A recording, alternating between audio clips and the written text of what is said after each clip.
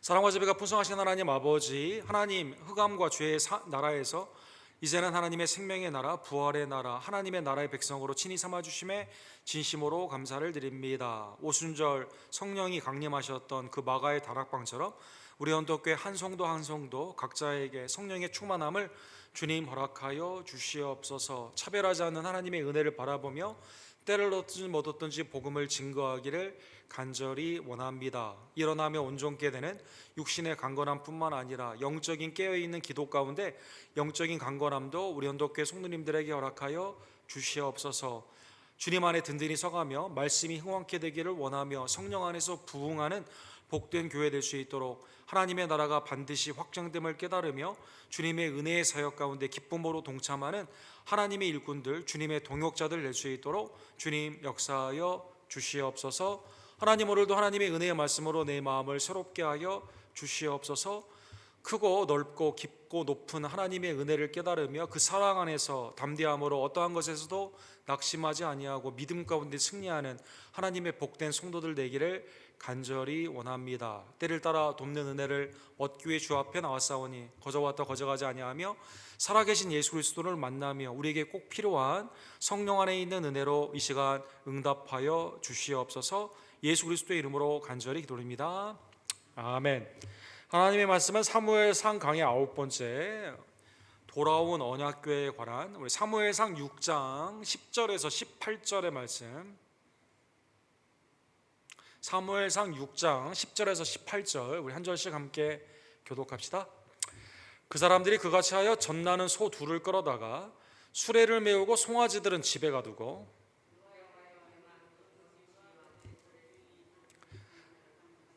암소가 벳세메스 길로 바로 행하여 대로로 가며 갈 때 울고 좌우로 치우치지 아니하였고 블레셋 방백들은 벳세메스 경계선까지 따라가니라.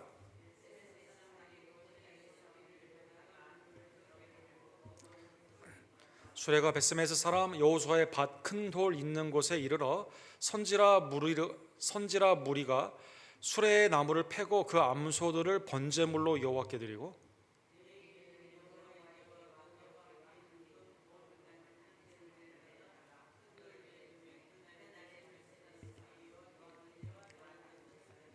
블레셋 다섯 방백이 이것을 보고 그날의 에글론으로 돌아갔더라.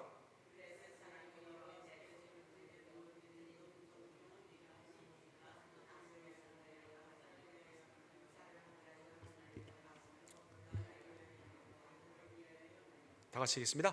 드린 바 금주들은 견고한 성읍에서부터 시골의 마을에까지 그리고 사람들이 여호와의 궤를 놓은 큰 돌에 이르기까지 다섯 방백들에게 속한 블레셋 사람들의 모든 성읍들의 수대로였더라. 그 돌은 벳세메스 사람 여호수아의 밭에 오늘까지 있더라. 아멘. 이스라엘의 하나님의 역사가 구약과 신약 가운데 이제 그 미국으로 말을 하면 한 뉴저지 정도 되는 그 땅의 크기의 그 모든 일이 그 안에 있습니다. 그래서 사실 우리 텍사스처럼 이렇게 큰 그 주에 사는 사람들은 막상 그 이스라엘의 실제 그 영토의 크기를 보면 이 별로 크지가 않다라는 생각을 많이 하게 되죠. 그래서 이제 그 이스라엘의 여러 가지 유산들을 보게 되면 이스라엘의 12지파나 아니면 신약에 있는 교회의 유적들뿐만 아니라 구약에 많이 이렇게 부딪히게 되는, 특별히 오늘 사무엘상의 주제가 되는 블레셋 사람들의 그러한 유적들이 많이 발견되곤 합니다. 최근에도 이 블레셋에 있는 그 유적들이 에스글론, 오늘 본문에 나오는 그 지역에서 이렇게 많이 발견이 되면서 정말 옛날에 키가 장대하고 굉장히 큰 문명을 이루었던 블레셋의 이러한 기록들이 많이 발견이 되고 있습니다. 요즘은 이제 그 유적들을 발견하면 DNA 테스트를 이렇게 한다고 합니다. 근데 이제 DNA 테스트를 블레셋 사람들을 돌려보니까 그 헬라, 그리스에서 살았던 사람들하고 일치가 많이 된다고 합니다. 그래서 아마 헬라에 살다가 배를 타고 이렇게 그 이스라엘의 서해 쪽으로 이렇게 오게 되면서 거기에 해변에서 이렇게 자리를 잡은 것 같습니다.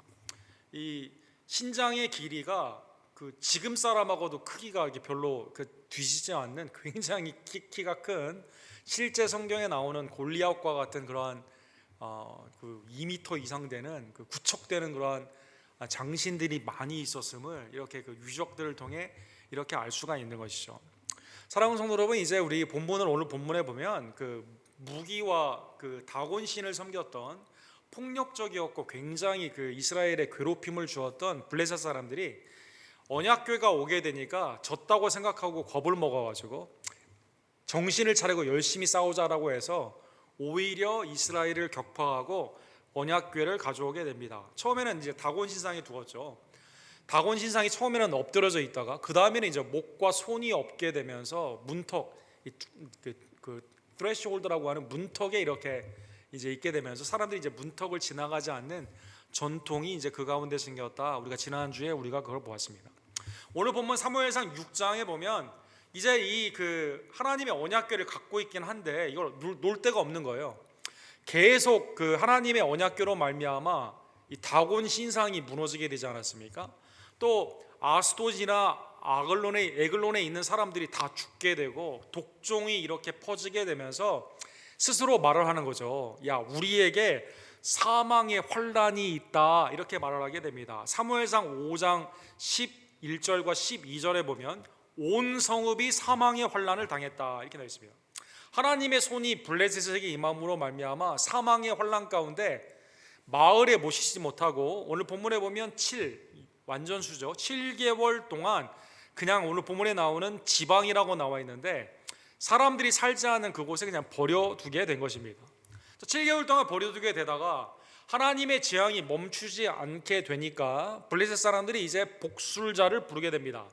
나름대로 그 제사를 드리는 데 있어서 신접하다고 하는 제사장과 복술자를 불러가지고 이거 언약궤 이걸 처리를 해야 되는데 어떻게 해야만 되겠냐라고 지혜를 묻게 되는 것이죠. 그래서 보면 2절에 보면 블레셋 사람들이 제사장들과 복술자를 불러서 이르되 우리가 여호와의 궤를 어떻게 할까?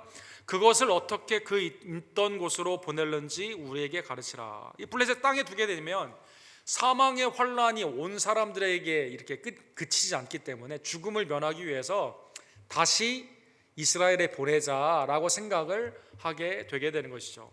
자, 이제 보내기는 보내는데 이걸 이제 어떻게 보내느냐, 이 제사장과 복술자들이 한번 이 제안을 하여 주게 됩니다.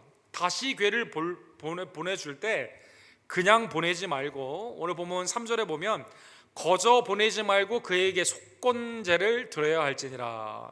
이제 이 배경에 보게 되면 이스라엘의 출애굽을 할 때 그 재앙의 역사를 제사장들과 복술자들이 알고 있었던 것 같습니다. 우리의 죄가 있기 때문에 우리의 죄 사함을 위해서 속건제와 함께 보내야만 된다라고 하게 되는 것이죠. 자, 그러면 속건제로 우리의 죄 우리의 죄 사함에 관련되어 있는 제사를 보내게 되게 되었을 때는 그러면 제물이 필요하지 않습니까? 제물이 필요하면 어떻게 그걸 넣어야 될까요? 오늘 본문에 보게 되면 4절과 5절에 보면 블레셋이 5개 그 도시로 되어 있거든요. 도시 국가로 되어 있거든요. 그러니까 5개를 상징하는, 우리 전체의 블레셋을 상징하는 5개로 집어넣자. 그럼 뭘 집어넣을까요? 독종이 생기게 되었으니까 독종을 형상화시켜서 금으로 만든 5개의 독종, 그 다음에 5개의 쥐를 금으로 만들어 가지고 그 안에 집어넣자라는 것입니다. 이 목적은 오늘 본문에 보면 그리하면 병도 낫고 그의 손을 너희에게 옮기지 아니하는 이유도 알리라. 우리가 이렇게 다 지금 독종으로 죽고 있는데 옛날에 모세가 이 불뱀에 잡혀 있을 때 장대로 이 놋뱀을 들게 되었을 때 살게 되는 것과 마찬가지로 우리에게 독종의 형상화가 되고 있는 이 독종이 하나님의 속건제로 사함을 받게 되면 우리의 병도 낫게 되니까 그렇게 하자라는 것입니다. 그래서 하나님께 영광을 돌리는 목적으로, 그리고 효과는 재앙을 우리에게서 제거하는 목적으로 궤를 돌려보내되 속건제로 제물을 5개의 금 독종과 금쥐로 집어넣자라고 말하게 되게 되는 것이죠. 그래서 아마 이 복술자들이 아마 율법을 많이, 이스라엘의 예배는 어떻게 드리는가 연구를 많이 했던 것 같아요. 그래서 레위기 5장에 나오는 속건제라는 그 단어를 쓰면서 5도시, 오늘 본문 17절에 보면 도시들의 이름이 다 나오죠. 아스돗, 가사, 아스글론, 가드, 에글론, 이러한 5개의 도시국가에 하나하나씩 5개를 넣어가지고 각각 5개를 넣어가지고 이렇게 보내자라는 것입니다. 그런데 만약 이 재앙이 하나님께로부터 오지 않았다면 이거를 괴를 돌려보낸다고 해서 이게 그 재앙이 끝나지가 않겠죠. 그렇죠? 그러나 하나님께로 만약에 왔다면 하나님이 이것을 속건제로 흠양하시고 영광 가운데 우리의 병을 낫게 주실 거다. 이러한 믿음 가운데 지금 다곤의 제사장들 아닙니까? 복술자들 아닙니까? 불신자들도 재앙이 두렵기 때문에 말씀 가운데 바탕으로 해가지고 하나님 앞에 속건제로 이렇게 보내게 되는 것이죠. 사랑하는 성도 여러분, 오늘 본문의 7절에서 9절에 보면 이 재앙이 하나님께로부터 왔는가라는 것을 그들이 테스트를 해보게 됩니다. 테스트를 해보게 되는데 오늘 본문에 보면, 오늘 지도에 보시면 이제 그 에글론이라는 곳에서 그 벳세메스로 이렇게 가거든요. 파랑색 그 하나 슬라이드를 한번 더 치시면 화살표가 나오게 됩니다. 거기에 나오는 벳세메스까지 이렇게 쭉 가게 되는데 이 거리가 약 7, 8마일 정도 돼요. 그럼 이걸 이제 보내야 되는데 어떻게 보내게 될까요? 이걸 누가 끌고 가야 될 거 아닙니까? 근데 사람이 끌고 가면 죽으니까 오늘 본문에 이제 지혜를 내게 되죠. 새 수레를 일단 하고 새 수레에 이제 언약궤를 얹습니다. 그 다음에 이제 속건제를 뒤에다 놓습니다. 새 수레를 누가 끌을 것이냐? 암소, 이제 아기 새끼를 낳은 송아지를 낳은 두 암소를 그 앞에 세우자라는 것입니다. 암소를 세우는데 이 송아지를 어미 암소에서 떼요. 송아지는 다른 데 놔두고 이 암소가 한 번도 수레를 진 적이 없어요. 그런데 새 수레에 이 두 암소가 벳세메스로 직진을 하지 않습니까? 다른 길로 가지 않고 직진을 하게 되면 그러면 이게 하나님께로부터 온 재앙이기 때문에 하나님이 이것을 연락하시고 우리의 독종에서 환난에서 우리를 구원하여 주실 거다라고 생각을 하게 됩니다. 그래서 9절에 보면 방백들이 쭉 따라가면서 한 번도 사용한 적이 없는 새 수레, 그 다음에 막 송아지 낳은 새끼를 놔두고 엄마 소 2마리가 그걸 져야 되고 한 번도 져본 적이 없어요. 그 다음에 이 수레가 다른 길로 가면 안 되고요, 반드시 벳세메스로 가야만 된다는 것입니다. 만약 그렇지 않고 만약 벳세메스로 가지 않고 다른 길로 간다던가 아니면 그 어미소가 다시 이렇게 돌아오게 된다, 이렇게 되면 우리에게 하나님이 하신 일이 아니고 다른 거기 때문에 이거는 효과가 없다라고 생각을 하게 되는 것이죠. 그렇지 않으면 우리를 친 것이 그의 손이 아니요 우연히 당한 건 줄로 알리라 하리라, 이렇게 생각을 한 거죠. 자, 그러면 뭐 우리가 생각할 때는 이거 별로 어려운 일 아니겠네라고 생각해 볼 수 있지만 굉장히 어려운 일입니다. 그렇죠? 굉장히 어려운 일이에요. 일단 벳세메스로 반드시 갈 확률을 따지게 보면 이 확률이 엄청나게 작습니다. 여러분, 그 새끼를 낳는데 새끼 송아지를 놔두고 엄마가 벳세메스로 반드시 갈 수 있을까요? 아니죠. 동물의 모성애 가운데 아마 송아지를 이게 하려고 다시 돌아올 겁니다. 그 다음에 멍에를 처음 졌기 때문에 이 소 2마리가 멍에를 처음 졌기 때문에 굉장히 불편할 거예요. 그러다가 이제 움직이면서 언약궤가 떨어질 수도 있고 여러 가지 어려운 일이 있을 수가 있는 거죠. 그 다음에 오늘 본문에 보면 곧장 가야만 되거든요. 다른 길로 돌아서 가면 안 되고 곧장 가야 된다는 조건이 있습니다. 그런데 오늘 본문 12절에 보면 이 두 암소가 놀라운 순종을 하게 됩니다. 벳세메스 길로 바로 행하여 대로로 가며 반드시 가는 거예요. 자기 새끼로 돌아가지 아니하고요, 그냥 가는 거예요. 그 다음에 갈 때 울고 이렇게 되어 있습니다. 당연히 그렇겠죠. 지금 송아지를 자기 새끼를 놓고 가니까 얼마나 마음이 슬프겠어요. 울면서 반드시 가는 겁니다. 그 다음에 처음에 이 수레를 언약궤에 싣고 가는데 이 무게도 있고 처음으로 지는 거기 때문에 이게 뭐 가다가 막 다른 길로 갈 수도 있고 막 흔들릴 수도 있거든요. 근데 오늘 본문에 보면 좌우로 치우치지 아니하였다. 좌우로 치우치지 아니하였다. 놀라운 거죠. 벳세메스로 곧장 가게 되었다는 것입니다. 곧장 가게 된 겁니다. 놀라운 일입니다.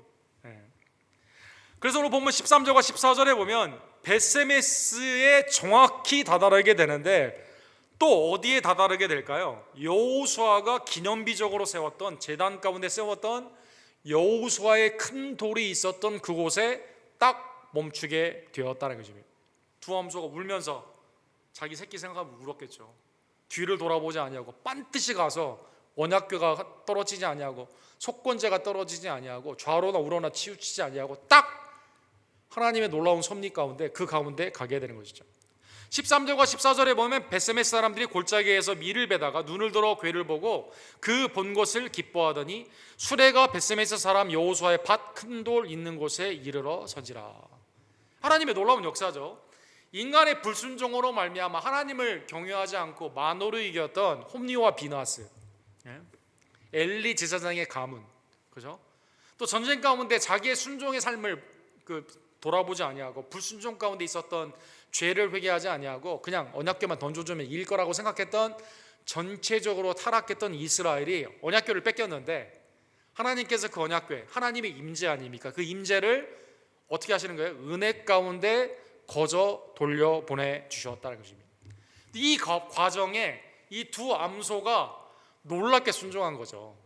새끼를 버려두고 울면서 반드시 가가지고 거기서 딱 멈추게 되게 되었다는 것입니다. 그것도 여호수아 제단에 멈추게 되었다는 것입니다. 사랑하는 성도는, 그럼 우리가 생각해 볼 수가 있는 거죠. 블레셋 사람들은, 복술자와 제사장들은 도대체 어떻게 알고 이 방법을 하나님의 뜻이라고 생각하며 그 가운데 이것을 제시하고 그대로 행했을까요? 더 나아가서 불신자가 어떻게 하나님의 뜻인 줄을 알고 그 가운데 하나님의 뜻 가운데 그렇게 행할 수 있는 그러한 방안을 제시했을까요? 본문에 보면 하나님이 믿는 자에게는 예수 그리스도를 통한 특별한 계시, 특별한 은혜 가운데 역사하시는 것을 볼 수가 있지만, 우리가 성도로서 불신자라도 하나님의 형상과 모양으로 창조되었고 하나님의 만왕과 만주 되시는 주권 가운데 일반 은혜, 일반 계시로 역사하는 것을 우리가 알 수가 있다는 것입니다. 예를 들어 시편 19편에 보면 다윗은 이러한 고백을 합니다. 하늘이 하나님의 영광을 선포하고 궁창이 그의 손으로 하는 일을 나타내는도다. 사람뿐만 아니라 하나님의 다른 피조물의 모든 것들이 하나님의 영광을 바란다는 거죠. 왜 그럴까요? 하나님의 말씀을 듣기 때문이다. 그의 소리가 온 땅에 통하고 그의 말씀이 세상 끝까지 이르렀도다. 하나님이 해를 위하여 하늘의 장막을 베푸셨도다. 하나님의 말씀의 역사가 하나님의 성도들, 그리스도를 통해 구원받은 성도들에게 당연히 특별한 은혜로 역사하죠. 불신자들에게도 일반 은총 가운데, 일반의 계시 가운데 하나님의 놀라운 역사가 그 가운데 역사하여 주신다는 것입니다. 그래서 여러분, 아브라함이 사라를 속여가지고 바로에게 내 누이라고 하게 되었을 때 하나님이 환상 가운데 바로에게 건들지 말라고 하지 않습니까? 하나님의 음성을 그에게 들려주는 거죠. 우리 지난 주일에 본 것처럼 고넬료가 유대교 가운데 개종을 하여 유대교 가운데 기도할 때 하나님의 환상 가운데 그 가운데 역사해 주시는 것처럼, 오늘 본문에 블레셋의 방백과 복술저와 제사장들에게 하나님이 이 죄를 사해 주시는 방법이 뭐냐, 그것은 속건제에 하나님 앞에 제사를 드리는 것이라는 것을 깨닫게 해주시고 그 가운데 인도하여 주셨다는 것입니다. 바울 사도는 로마서 1장 20절에 보게 되면 일반 믿지 않는 자들도 핑계하지 못한다, 이렇게 말씀하여 주십니다. 창세로부터 그의 보이지 아니하는 것들 곧 그의 영원하신 능력과 신성이 그가 만드신 만물에 분명히 보여 알려졌나니 그러므로 그들이 핑계하지 못할지니라. 불신자가 나 하나님 몰랐어요, 핑계할 수가 없다는 것입니다. 왜? 만물이 그거를 나타내거든요. 하나님이 주신 형상과 모양 가운데 있는 양심 가운데 깨닫게 해주시거든요. 또 오늘 본문에 나오는 이스라엘과 블레셋의 역사에 엇갈리는 그러한 사역 가운데 이걸 알게 해주시거든요. 불신자가 하나님의 역사를 교회를 통해, 세상의 역사를 통해 알 수가 있거든요. 그래서 블레셋 사람들이 하나님이 주시는 이 일반 은총, 일반 계시의 지혜로 말미암아 속건제를 드리는 이 사역 가운데 놀랍게도 이 세술의 두 암소의 그 희생, 그 가운데 있는 하나님의 놀라운 가운데 좌우로 치우치지 않고 반드시 가는 순종 가운데 하나님의 놀라운 역사가 이 가운데 나타나게 되는 것입니다. 블레셋은 이 일로 말미암아 재앙이 멈춰주게 되었다는 것입니다. 오늘 본문에 나오는 벳세메스는 성경에 보게 되면 레위 사람들이 여호수아 때에 받았던 그러한 곳입니다. 그래서 여기에 제사장의 식구들이나 아니면 레위 사람들이 많이 살고 있었죠. 14절과 15절에 보면 그래서 이 레위 사람들이 언약궤를 보게 되었을 때 기뻐합니다. 그리고 하나님 앞에 여호와의 그 제단이 있었던 이곳에 하나님 앞에 번제를 드리게 됩니다. 근데 놀라운 것은 14절 하반부와 15절에 보면 번제물이 필요하지 않습니까? 번제물을 뭘로 썼을까요? 이 벳세메스로 왔던 이 두 암소를 번제물로 드리게 됩니다. 그리고 그날의 벳세메스 사람들이 여호와께 번제와 다른 제사를 드렸더라. 하나님의 은혜 가운데 이 속건제의 제물은 그 위에 두고 암소를 하나님 앞에 그 희생드림으로 말미암아 하나님께 죄사함의 은혜로 레위 사람들도 회개한 거죠. 벳세메스 사람들도 회개한 겁니다. 언약궤를 빼앗겼는데, 불순종 가운데 빼앗겼는데 하나님이 자비와 은혜로 우리에게 주셨구나 깨닫고 이 두 암소로 하나님 앞에 희생제사를 드리게 되는 것이죠. 그러면 우리가 생각해 볼 수 있는 게 이 두 암소를 한번 생각해 보기를 원합니다. 이 두 암소는 이 언약궤와 사실 관계도 없는 무슨 죄가 있습니까? 막 새끼를 낳았는데, 그죠? 그 새끼를 뒤로하고 한 번도 수레를 진 적이 없는데, 그죠? 하나님의 언약궤를 지고 가야 되고, 그죠? 속건제 제물을 지고 가야 되고, 벳세메스로 좌우로 흔들리지 않고 반드시 가야 되는 이 두 암소가 오늘 본문에 보면 이스라엘 백성보다 나아요, 안 나아요? 훨씬 낫죠. 순종이니까. 블레셋보다 낫습니까, 안 낫습니까? 훨씬 낫죠. 완전한 순종으로 하나님 앞에, 그것도 마지막 자기의 생애를 어떻게 합니까? 하나님 앞에 불태워 드리는 거예요. 희생제물로 드리게 되었다는 것입니다. 아니 그 송아지는 어떻게 해요 앞으로? 그럼 하나님께로 온전히 그의 생애를 드리게 되었다는 것입니다. 사실 레위기 1장에 보면 번제물은 숫소만 드리게 되어 있습니다. 그런데 오늘 본문에 이 벳세메스의 레위인들이 이렇게 생각했겠죠. 하나님의 은혜의 도구로 뭐가 사용이 됐어요? 이 두 암소가 사용이 됐지 않습니까? 이 두 암소를 다른 세속의 목적으로 쓰면 안 되겠다라는 생각으로, 물론 율법에는 숫소를 드리는 게 보통이지만, 그러나 번제물로 하나님 앞에 우리의 죄를 사해주는, 완전히 타는, 완전히 우리의 죄를 이 생명의 죽음으로 말미암아 내가 사함을 입는다는 그 은혜 가운데 이 두 암소를 하나님께 드리게 되게 된 것입니다. 오늘 본문의 16절에 보면 블레셋 사람들이 이것을 다 보게 됩니다. 그리고 5도시에 있는 이 방백들이 이걸 보며 드디어 하나님이 우리에게 은혜를 베풀어 주셨구나 라고 깨닫게 되며 다시 돌아가게 되는 것이죠. 사랑하는 성도 여러분, 역대하 6장 33절에 보면 오늘 블레셋 사람들이 깨달았던 그 내용에 성전을 짓게 된 후에 봉헌식에서 나중에 솔로몬이 기도하는 내용이 이 가운데 있었음을 알 수가 있습니다. 하나님은 이스라엘뿐만 아니라 온 백성들의 심판주가 되시며 동시에 구원주가 되시죠. 솔로몬이 역대하 6장 33절에 이렇게 기도합니다. 주는 계신 곳 하늘에서 들으시고 모든 이방인이 주께 부르짖는 대로 이루사 땅의 만민이 주의 이름을 알고 주의 백성 이스라엘처럼 경외하게 하시오며 또 내가 건축한 이 성전을 주의 이름으로 일컫는 줄을 알게 하옵소서. 나중에 솔로몬이 깨닫게 된 거죠. 솔로몬이 성전을 지을 때 이 성전 하나님의 임재는 뭐가 중심이죠? 언약궤잖아요. 언약궤. 성소와 지성소, 그 다음에 그가 언약궤 아닙니까? 하나님의 말씀인 십계명과 아론의 쌍난 지팡이와 생명의 양식인 만나 아닙니까? 이방인들도 주께 부르짖는 대로 하나님의 은혜 가운데 살아계신 하나님의 역사를 체험하고 하나님의 임재 가운데 기뻐하게 해달라는 이 기도, 이게 신약으로 오게 되면 오순절에 성령님이 유대인뿐만 아니라 헬라인, 이방인 여러분과 저에게 이렇게 오게 돼요. 오순절 이후에. 더 앞으로는, 전에는 이 블레셋 사람들이 하나님의 이 놀라운 그 통치와 은혜를 일반 계시에 깨닫게 되면서 속건 제물을 드림으로 말미암아 하나님의 심판과 구원을 경험하는 그 사건으로 나타나게 된다는 것입니다. 자, 오늘 본문의 말씀을 깨달으며 오늘 본문의 주인공은 누구죠, 여러분? 오늘 본문의 주인공은 두 암소입니다. 놀라운 것은 예수 그리스도께서 오늘 본문에 나오는 암소처럼 여러분과 저를 위해서 완전히 그의 생애를 아버지로부터 그 영광을 보려고 이 땅에 오셨죠. 우리를 위해 순종하며 고난까지도 십자가까지도 지심으로 말미암아 완전히 우리의 죄를 화목제물 가운데 사해 주셨음을 감사하는 주의 종들 되기를 간절히 원합니다.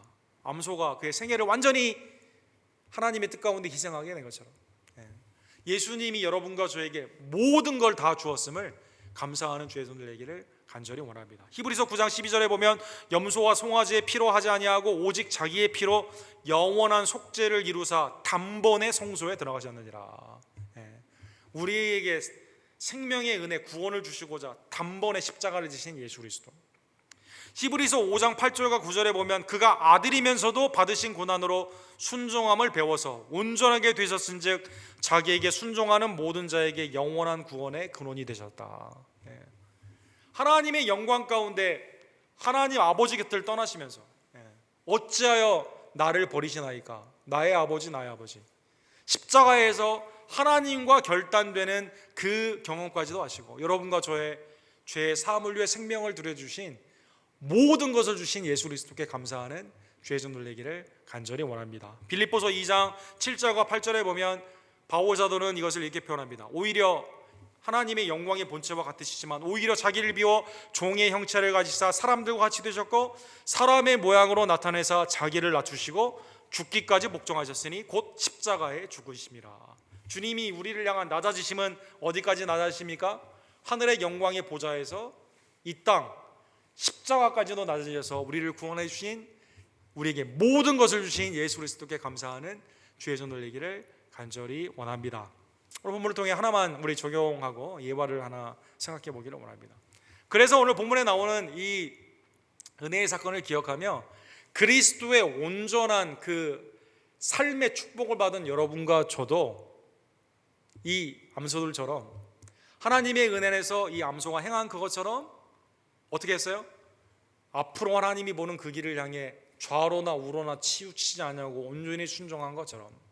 사랑하는 성도 여러분, 성경에 보면 9번 좌로나 우로나 치우치지 말라 이 말씀을 주십니다. 좌로나 우로나 치우치지 말라. 그렇죠? 모세, 여호수아 그 다음에 왕들에게 주셨어요. 근데 딱 한 번 이 암소에게 사용이 됐습니다. 놀랍죠? 모세, 여호수아, 왕. 근데 여기에 같은 레벨에 이 암소가 사용이 된 거예요. 저러나 우러나 치우치는 것 같다. 여호수아 1장 7절에 보면 오직 강하고 극히 담대하여 나의 종 모세가 내게 명령한 그 율법을 다 지켜 행하고 우러나 저러나 치우치지 말라. 그리하면 어디로 가든지 형통하리니. 하나님의 은혜 가운데 저러나 우러나 치우치지 않는다는 뜻은 뭡니까? 주님의 말씀 가운데 온전히 간다는 뜻이거든요. 신약에 있는 여러분과 저에게는 세상을 멀리하고 예수 그리스도를 향해 나 자신을 부인하며, 그죠? 나의 십자가를 지고 주님을 쫓는 삶입니다. 그리스도 안에서 우리에게 모든 것을 주신 예수 그리스도를 향해 여러분과 제가 좌로나 우로나 치우치지 아니하고. 이게 정치적인 단어가 아니에요. 좌파냐 우파냐 이런 뜻 아닙니다. 여러분 한국에 잘못 이걸 가르치신 분이 이게 그 뜻 아닙니다. 하나님의 은혜 안에서 나 자신을 부인하고 예수님의 그 십자가의 그 길을 나 자신의 십자가를 지고 쫓는 주의 종들 되기를 원합니다. 바울 사도는 사도행전 20장 24절에 보면 그의 고별 설교에서 에베소 장로들을 불러놓고 이렇게 말을 하죠. 내가 달려갈 길과 주 예수께 받은 사명 곧 하나님의 은혜의 복음을 증언하는 일을 마치려 하면은 나의 생명조차 조금도 귀한 것으로 여기지 아니하노라. 그렇죠? 에베소 장로들에게 다른 거 부탁하지 않죠. 은혜의 그 말씀 안에 거하고 그걸 그대로 증거해야 된다. 그렇죠? 하나님의 은혜 안에서 교회를 지키는 것은 은혜의 말씀 거기에 목숨을 걸어야 된다. 오늘 여기에도 달려갈 길 그 사명을 다 지키는 그것이 뭡니까? 하나님의 은혜의 복음을 증언하는 것이다. 이거는 내 생명보다 더 중요하다는 것이죠. 우리의 삶도 바울 사도의 이 신앙 고백처럼 하나님의 은혜의 사역 가운데는 우리의 생명조차도 두려워하지 아니하며 온전히 주님 앞에 헌신하는 주의 종들 되기를 간절히 원합니다. 이 두 암소, 사랑하는 성도 여러분, 예수 그리스도를 우리가 그 안에서 볼 수 있고 그리스도 안에 있는 여러분과 저의 신실한 삶이 이 가운데 나타나는 주의 종들 되기를 간절히 원합니다. 여러분, 미국에 여러 동화들이 있는데 이 어린이들이 읽는 동화, 전 세계적으로 이 가장 많이 읽는 그 동화 중에 하나가 그 유명한 기빙 트리, 더 기빙 트리라는 그러한 동화가 있습니다. 한글로는 아낌없이 주는 나무다 이렇게 표현이 되어 있습니다. 여러분, 아마 자제분들 미국에서 그 자제분들한테 동화책 줄 때 아마 이 동화책 많이 보셨을 겁니다.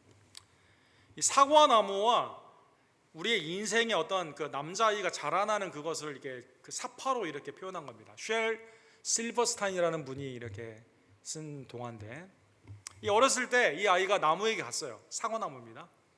같이 놀아주려고 하니까 이 나무가 그러면 그네를 만들어가지고 나한테 매달으라고 그네에서 막 놉니다. 그 다음에 사과를 줘요. 맛있게 먹습니다. 이 어린 아이가 잘 지내게 됩니다. 이 아이가 장성하면서 나무에게 와가지고 내가 돈이 필요하다고 그래요. 돈이. 그러니까 이 나무가 어떡하죠? 나무가 그러면 이 사과를 내가 다 줄 테니까 이거 팔아서 너 돈 벌으라고 사과를 다 줍니다. 이 아이가 좀 더 자랐어요.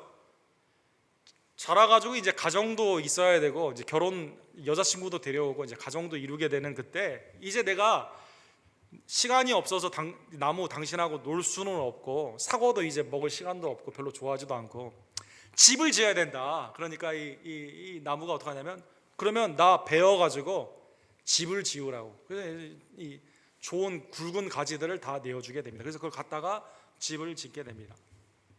그 다음 이제 중년 정도 되는 이때 이 아이가 다시 돌아왔어요. 나 이제 여기서 살고 싶지 않다고, 멀리 떠나가고 싶다고 이렇게 말합니다.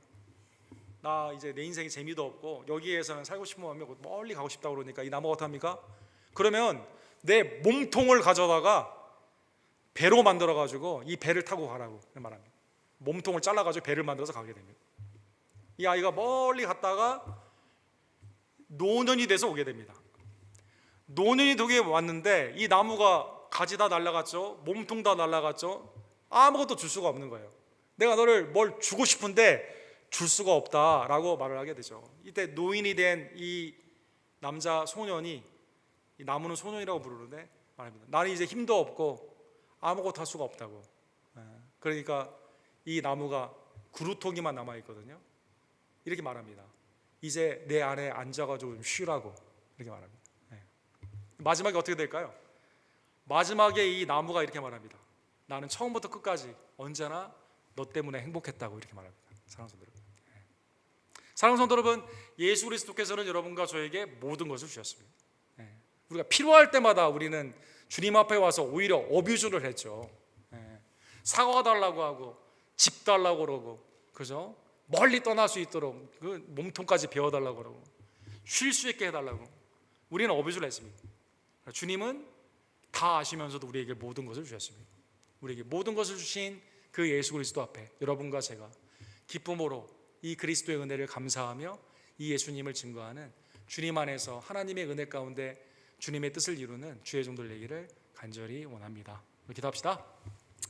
사랑과 자비가 풍성하신 하나님 아버지, 오늘 말씀을 통해 이 두 암소의 아름다운 순종을, 오히려 사람보다 훨씬 나은, 죄인들보다 훨씬 나은 완전한 순종을 우리에게 보여주심에 감사를 드립니다. 새끼를 낳았지만 뒤로하고 한 번도 지어보지 않은 새 수레, 무거운 언약궤와 이 속건제물을 들고 가며 좌로나 우로나 치우치지 아니하고 벳세메스에 있는 여호수아의 제단 앞에 온전히 갔던 이 암소의 순종을 말씀을 통해 깨닫게 해주심에 감사를 드립니다. 이 순종으로 말미암아 블레셋이 죄의 사함을 받게 되고 독종에서 해방이 되게 되며, 이스라엘은 불순종으로 빼앗겼던 언약궤를 하나님의 임재 가운데 기뻐하며 오히려 번제 가운데 하나님의 죄사함의 축복을 받게 되는 놀라운 은혜를 받게 하심에 감사를 드립니다. 하나님, 처음부터 끝까지 전생애가 하나님 앞에 드린 바가 되었던 그리스도를 이 암소를 통해 또한 깨닫게 해주심에 감사를 드립니다. 나를 긍휼하게 해주시며 나를 찾아와 주시고 나를 위해 십자가를 지시며 나를 위해 끝까지 중보하시며 나를 위해 부활하여 주신, 지금도 나를 위해 함께하여 주시는 예수 그리스도의 구원의 은혜, 모든 것을 다 주었던, 아낌없이 주는 나무처럼 모든 것을 주었던 예수님의 이 은혜를 기억하며 원망과 불평을 하지 아니하고 오직 감사와 기쁨으로 행복한 주님과의 동역을 온전히 감당하는 하나님의 복된 종들 될 수 있도록 주님 역사하여 주시옵소서. 예수 그리스도의 이름으로 간절히 기도드립니다. 아멘.